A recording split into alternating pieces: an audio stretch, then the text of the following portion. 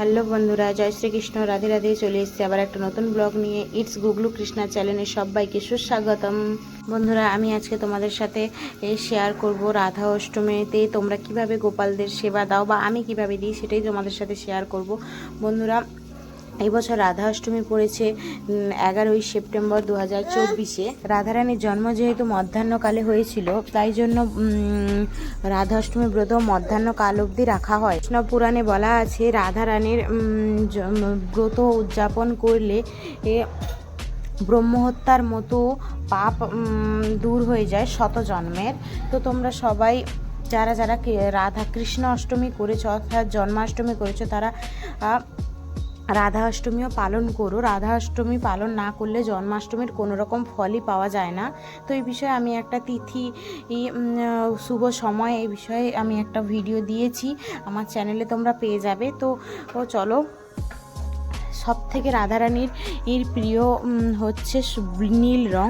তো যেরকম জন্মাষ্টমীতে আমরা গোপাল সোনাকে বা আমাদের কৃষ্ণ ঠাকুরকে আমরা হলুদ রং পরাই, সেরকম রাধারানীর প্রিয় রং হচ্ছে নীল রং। তোমরাও এই দিন নীল রং পরাও। সকালে উঠে রাধারানীকে বার্থডে উইশ করো ও তারপরে ভোগ নিবেদন করো, দর্শন আরতি করো, অভিষেক করো। অনেকে বলে আমার বাড়িতে রাধারানীর বিগ্রহ নেই, আমরা কি করব? তোমাদের বাড়িতে গোপাল সোনা থাকলে গোপাল সোনার অভিষেক করাও। রাধারানীর যুগল থাকলে এই যুগলের অভিষেক করাও। যেহেতু আমরা কৃষ্ণাষ্টমীর দিনেও যুগলের অভিষেক করাই, তো তোমরা যুগলেরও অভিষেক করাতে পারো। যাদের বাড়িতে রাধারানী নেই, গোপাল সোনা নেই, তাদের বাড়িতে তোমরা রাধারানীর পটচিত্র থাকলে ওখানেও তোমরা শুদ্ধ একটা বস্ত্রে পঞ্চামৃত নিয়ে তোমরা অভিষেক করাতে পারো। রাধারানীর সবথেকে প্রিয় খাবার হচ্ছে কচু জাতীয় কিছু তোমরা ভোগ নিবেদন করতে পারো। রাধারানীর সবথেকে প্রিয় ক্ষীর তোমরা রাধারানীকে নিবেদন করতে পারো। গোপাল সোনাকে রাধারানী হিসেবে সাজেগুজু করিয়ে, যেহেতু তোমরা মনে রাখবে যেই কৃষ্ণ সেই রাধা, তোমরা এইভাবে পুজো করতে পারো। আমিও এইভাবেই করি, তো সেটাই তোমাদের সাথে আমি শেয়ার করলাম।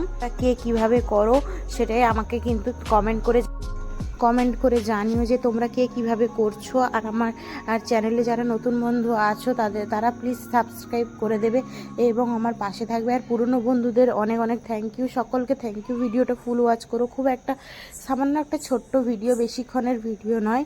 বন্ধুরা, তোমাদের সাথে আরেকবার শেয়ার করে দিচ্ছি রাধা অষ্টমী পুজোর শুভ সময় ও তিথি।